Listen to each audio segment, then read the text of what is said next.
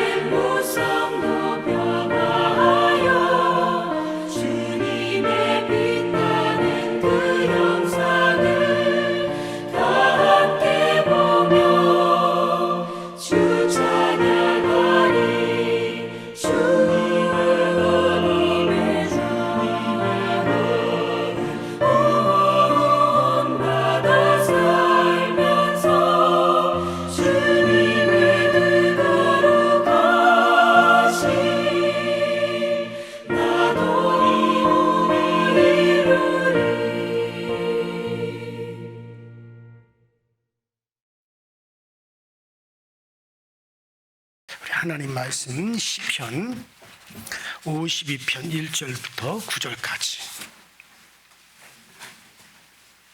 시편 52편입니다.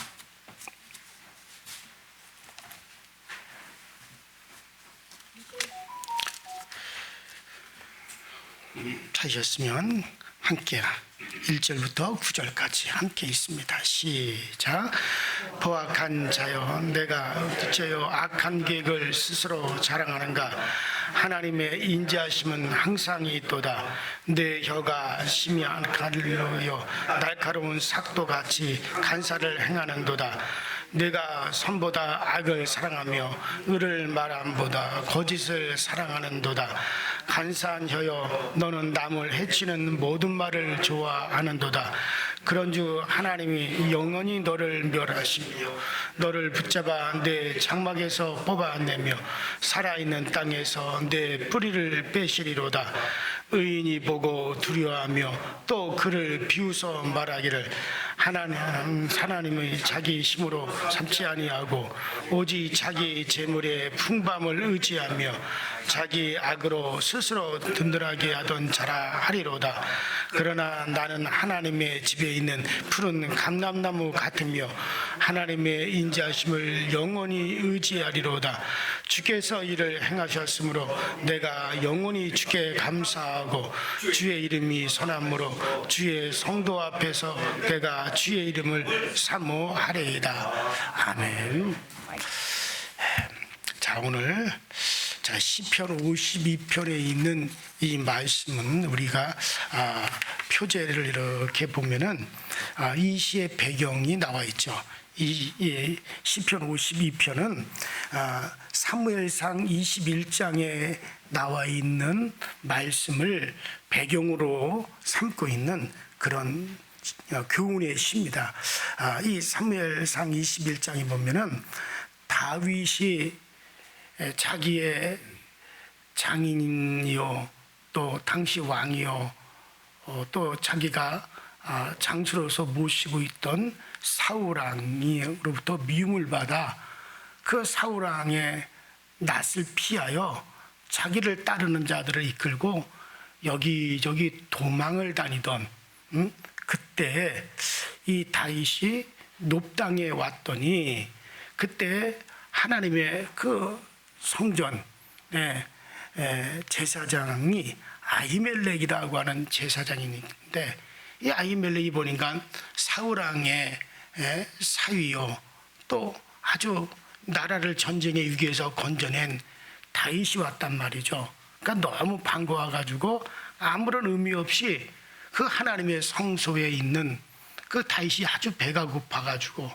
허기가 져 있는 모습을 보고 하나님의 성소에서 제사장들만이 먹을 수 있는 진설병을 갖다가 다윗을 먹도록 허기 준비를 채우도록 그렇게 했고 그 다음에 다윗이 그 골리앗을 죽이고 그 골리앗에 들고 있던 칼을 갖다가 가지고 왔잖아요. 골리앗의 칼. 그걸로 골리앗의 목을 베고 그리고 하나님이 나를 이렇게 도우셨다 하고 그 칼을 기념으로 가져왔는데 그것을 참 하나님이 도우신 것이다 해서 그 칼을 갖다 하나님의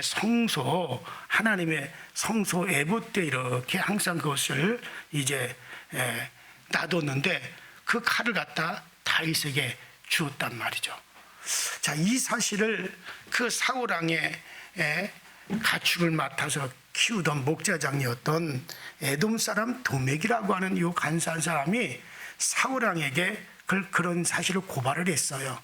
어떻게 고발했냐면 왕이시여 그 제사장들이 다윗을 성소에 숨겨주고 그리고 성소에서 제사장들만 먹는 진설병을 내다가 먹게 만들어주고 그 다윗의 그 큰 칼을 갖다가 그 골리앗의 그 칼을 다윗에게 내어 주었습니다. 그렇게 사울왕에게 이야기를 했단 말이죠. 그러니까 그 말을 듣고 사울왕은 제사장들이 왕인 나보다 다윗을 갖다 더 사랑하고 왕인 나보다 다윗을 더 좋아하는구나. 제사장들도 내게서 마음이 떠나 다윗에게로 옮겨간 거 아니냐. 그러면서 그 제사장들을 갖다가 미워하기 시작하는 거예요. 그 제사장들에게 분노를 하기 시작하는 거예요. 그렇게 해서 제사장들을 미워하고 제사장들에게 원한을 품고 분노하다가 그 85명의 제사장을 그 고자질한 그 도액이라고 하는 사람으로 하여금 85명의 제사장들을 피비린내 나는 살육을 하도록 그렇게 했던 겁니다. 자, 이 시편 52편은 바로 이런 사실, 바로 도맥이 다윗과 아히멜렉 제사장을 죽이고자 사울 왕에게 그렇게 고자질을 하였다라고 하는 말을 듣고, 그리고 다윗이 그것을 백성들에게 쓴 교훈의 시단 말이죠. 자, 그러니까 이 교훈의 시가 뭔가, 자, 간사한 혀로서 남을 모해하고 혀로서 사람을 죽게 하는 그런 악한 내면을 가진 사람은 결국 영원히 멸망하지만, 반면에 하나님을 의지하여 진정과 정식으로 진실로 행하며 이제 다른 사람들을 이렇게 위해서 살아가는 사람은, 그 사람들의 내면은 마음이 선하게 하기 때문에 하나님이 푸른 감람나무와 같이 하나님 앞에서 영원히 서게 될 것이다. 이렇게 교훈하는 그런 교훈의 시입니다. 자, 그걸 생각하면서 우리 8절을 한번 읽어보십시다. 8절 시작. 그러나 나는 하나님의 집에 있는 푸른 감람나무 같으며 하나님의 인자하심을 영원히 의지하리로다. 자, 그렇죠? 자, 여기 보니까 유대인들에게는 이런 말이 있어요. 당대 열매를 맺으려면 포도나무를 심어라. 자식에까지 물려주려면 무화과 나무를 심어라. 그러나 손자의 대까지 생각한다면, 내가 손자 대까지 생각한다면 감람나무를 심어라 라고 하는 그런 말이 있어요. 이만큼 감람나무는 귀한 나무인 거예요. 오늘 여러분들 모두가 다 푸르른 하나님의 성전에 감람나무가 되시기 바랍니다. 자, 이 감람나무는 쉽게 말하면 우리가 올리브 나무를죠. 그래서 요새 우리나라에도 올리브 기름이 많이 수입이 되죠. 이 올리브 나무가 감람나무인데, 이 감람나무, 올리브 나무는 아주 땅이 천박한 데서도 잘 자라나요. 그래서 산빌탈이라든가 뭐 산중턱이라든가 이런 돌밭, 척박한 광야 같은 데서도 아주 잘 자라는 나무가 감람나무, 올리브 나무인데, 이 올리브 열매를 따가지고 이걸 가지고 기름을 짜가지고 식용으로 또 쓰고, 등잔을 불을 켜는데도 쓰고, 또 이 치료하는 약용으로도 썼어요. 여러분들 이렇게 올리브 열매를 여러분들 어디 뭐 식당 가서 먹어본 적이 있을 거예요.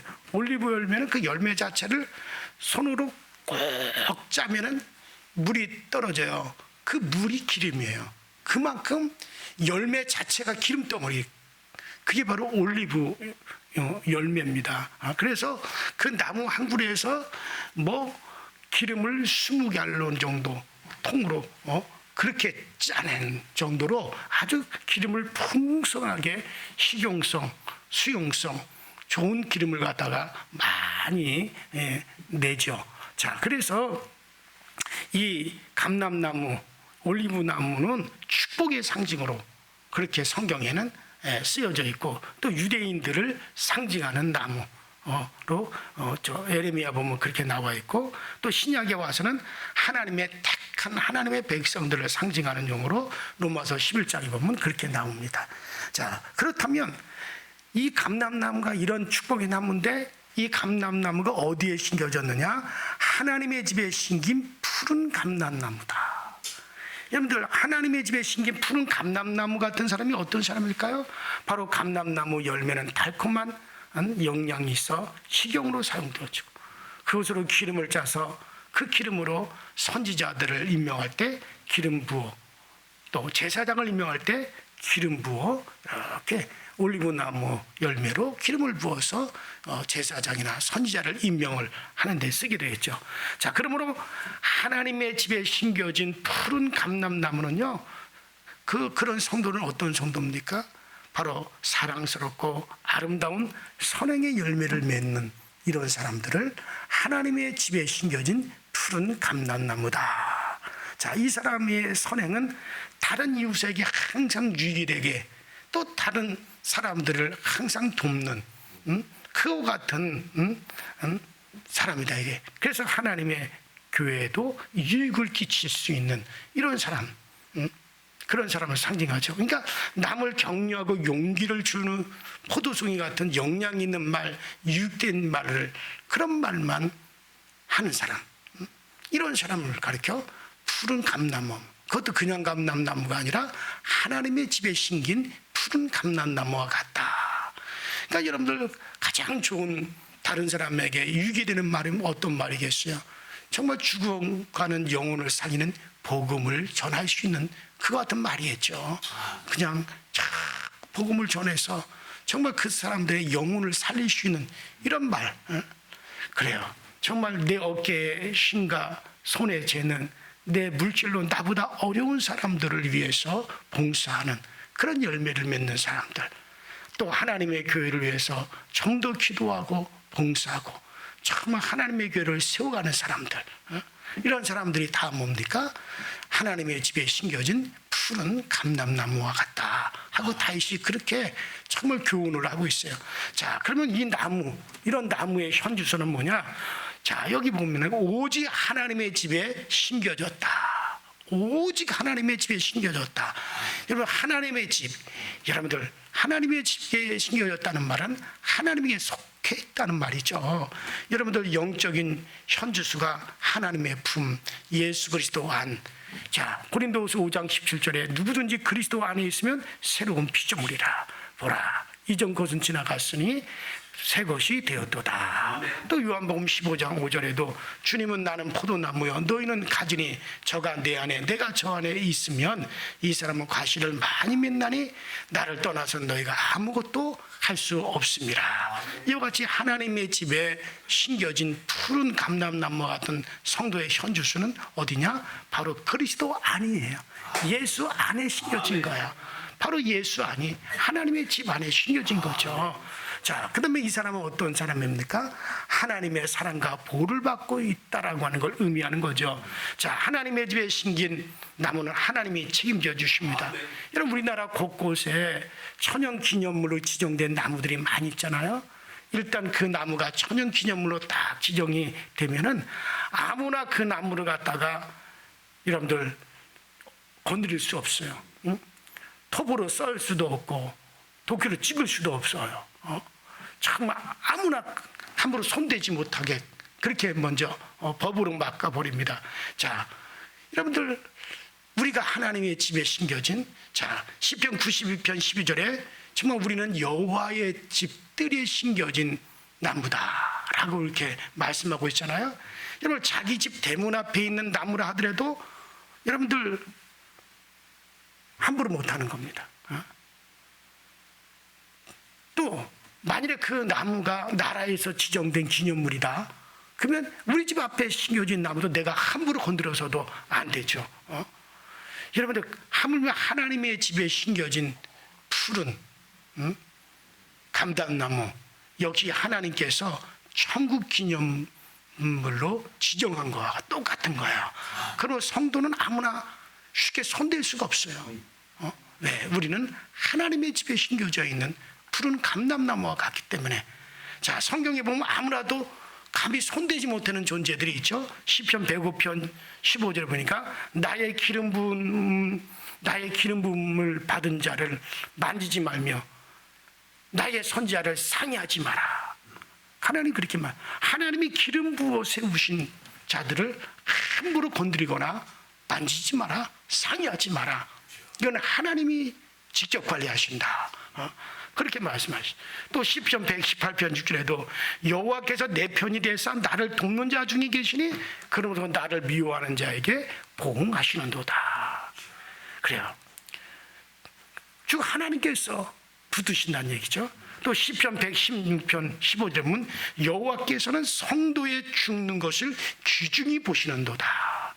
하나님께서는 성도들이 이 세상에서 떠날 때마다 죽을 때 마귀가 감히 그 영혼을 건드리지 못하도록 그대로 내버려 두지 아니하고 천사를 보내서 그들을 지키시고 이끌어내시는 거죠. 그래서 하나님은 성도의 죽음을 하나님은 귀중히 보시는도다 라고 그렇게 나와 있는 거예요. 여러분들, 그래요. 여러분들의 가정과 개인에게 가장 소중한 것들이 뭡니까? 그거 내가 지키려고 지켜지는 게 아니에요. 요즘에 사람들이 이렇게 자꾸 휴가철에 집을 비우는 일들이 많이 있잖아요.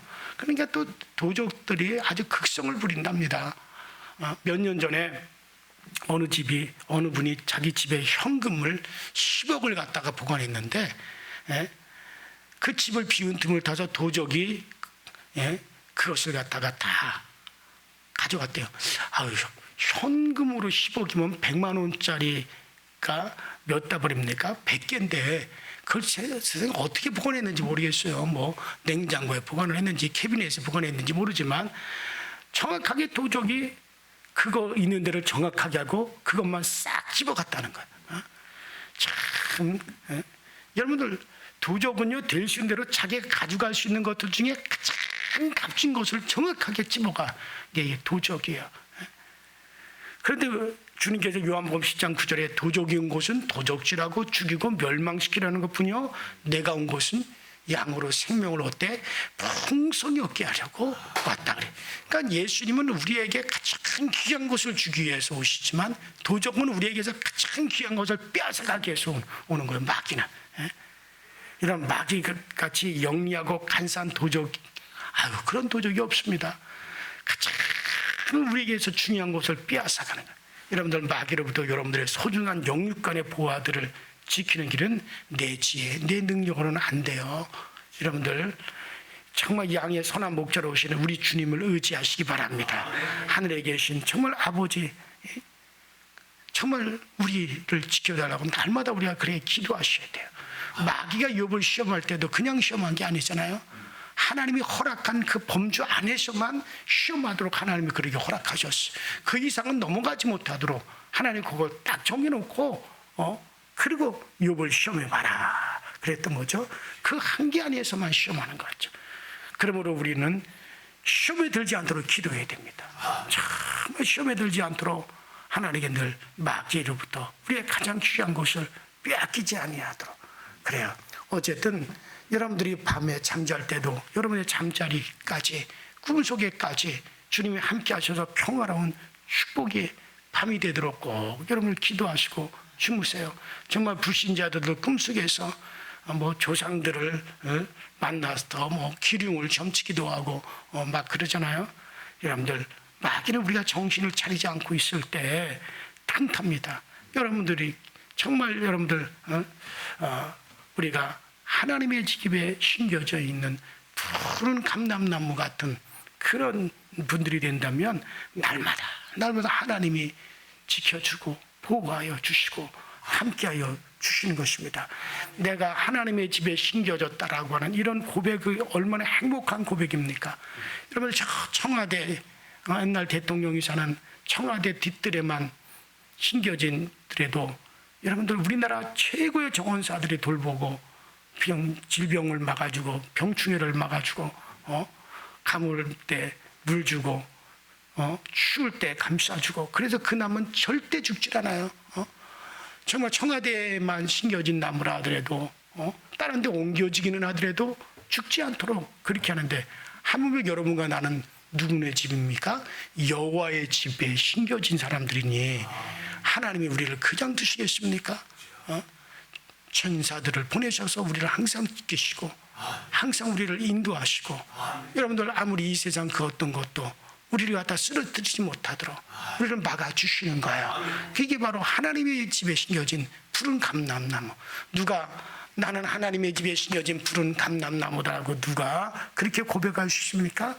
여기서 다윗은 우리의 선한 말로 우리가 다른 사람들에게 유익을 주고 다른 사람들의 심령을 살리고 우리의 선한 말로 뿔성이 같은 아름다운 말로 다른 사람들에게 이웃에게 유익을 주는 사람들, 정말 이런 이들 하나님의 교회에 유익을 줄 수 있는 사람들, 이런 사람들은 하나님의 집에 심겨진 푸른 감람나무와 같다. 그러나 반면에 말로서 정말 이웃을 갖다 헐고 말로서 이웃에게 손해를 입히고 말로서 그 이웃을 그 말을 싹싹 거려가지고 그 이웃에게 엄청난 해를 끼치는 오늘 이 본문에 나와 있는 도맥이라고 하는 사람이 그 말로서 사울왕에게 이간질을 함으로 말미암아 사울왕은 또 그 말을 듣고 분이 내가지고 그 제사장들을 갖다가 죽이는 그런 살상극이 벌어진 것을, 그 소리를 갖다 다윗이 듣고 이 말을 하고 있는 거예요. 그 속살거리는 간사한 말 한마디 때문에 그 유색에 엄청난 피해를 줬던 그 사람은, 그런 사람들은 영영이 하나님 앞에 멸망할 것이지만, 정말 말로서 이웃에게 이익을 주고 생명을 주고 도움이 되도록 그렇게 선한 마음을 가지고 있는 자는 하나님의 아버지 집에 심겨진 푸른 감람나무와 같을 것이다. 하나님 앞에 영영이 설 것이고 하나님이 그를 보호하신다. 여러분들 정말 이렇게 우리가 자신 있게 나는 하나님의 집에 심겨진 푸른 감람나무다 하고 그렇게 자신 있게 고백할 수 있는 행복한 신앙인이 되시길 주의 이름으로 축원합니다. 그래요. 이 고백이 얼마나 정말 확실합니까? 그리고 그 고백할 수 있는 신앙이 얼마나 행복한 신앙입니까? 그리고 실제로 여호와의 집에 심겨진 감람나무 얼마나 좋은 겁니까? 저희 집에도 베란다에 제 아내가 화초를 갖다가 몇 그루 심었는데 전 그게 상당히 싫어요. 왜 싫었냐? 이게 여름이나 이럴 땐 좋은데 이제 찬바람이 불고 겨울이 가면 이것들이 시들어가고 시들어서 죽고 그것을 보면 아주 마음이 안 좋단 말이죠. 그래서 저는 싫어하는데 그래도 제 아내는 열심히 물을 주고 열심히 해서 자기가 키워보겠다고 키워보지만 또 겨울이 되면 저것들이 다 시들어 죽을 건데 그거를 내가 또 봐야 되나. 그래서 비록 말 못하는 식물이지만 추근한 마음이 든다 이게. 그래서 어떤 것들은 이렇게 제 서재에다가 갖다 이렇게 보관을 해요. 그러면 또 거기다 늘 물을 주고 그렇게 또 따뜻하게 또 보관을 하고 아주 싱싱하게 이게 또 다시 자라나는 거 이렇게 그걸 또 쳐다보면 마음이 아주 얼마나 좋은지 몰라요. 그래서 저는 제 서재 볼품없는 화초들이지만 잘 이렇게 자라는 걸 보면 참 그게 또 보기가 그렇게 좋다 이거예요. 여러분들 그래요. 우리 모두가 하나님의 집에 푸르른 감람나무 같은 성도들, 주인 되신 주님께서 절대로 내버려 두지 않습니다. 반드시 그분이 책임져 주십니다. 우리 다윗과 같이 이런 고백을 할 수 있는 여러분과 제가 될 수 있기를 주의 이름으로 축원합니다. 우리 이제 다 같이 합심해서 기도할 정말 여러분들 이제 푸른 감나무 같이 선한 행실의 열매를 맺자. 두 번째는 믿음의 우리의 현주소, 내 현주소 하나님의 품입니다. 그리스도의 품입니다. 여러분들 우리 하나님이 그럴 때 우리를 지켜주십니다. 다 같이 주여 한번 부르시고 합심하여 기도하시다 돌아가십니다. 주여, 전능하신 하나님 우리 아버지 주님 은혜와 주의 사랑에 감사드립니다. 오늘도 우리에게 은혜 주셔서 주 안에 있게 하시고 주 안에 거하게 하시고 우리 하나님의 아버지 은혜와 그 선하신 주님의 사랑 가운데 우리를 거하게 하시니 감사드립니다. 간절히 원하고 또 간절히 바라오니 전능하신 하나님의 손의 능력으로 우리를 지키시고 우리를 공부하시고 우리에게 그 은혜와 그 능력이 충만해져 가시도록 날마다 성령으로 인도하여 주시고 날마다 성령의 충만함을 구하여 주셔서 주님의 그 은혜 안에서 살아나는 일이 아버지 우리가 복된 생활을 하게 하시고 아버지의 능력 있는 생활을 하시도록 주님께서 늘 날마다 지켜주시고 주님께서 늘 날마다 우리 가운데 역사해 주셔서 주님의 은혜 안에서 살아가는 그 놀라운 그 능력을 우리가 다 얻어갈 수 있도록 주님께서 도와주옵소서. 여러분 날마다 우리의 삶이 새로워져가게 하시고 날마다 우리의 삶이 불태워져가게 하시고 날마다 우리의 삶이 은혜가 넘쳐나고 아버지의 성령의 충만한 우리의 아름다운 삶이 되어지도록 또 주님께서 그 은혜로 함께하여 주시고 그 능력으로 우리를 지켜주옵소서. 오 성령님을 부르셔서 성령님을 함께하셔서 성령님 우리의 마음에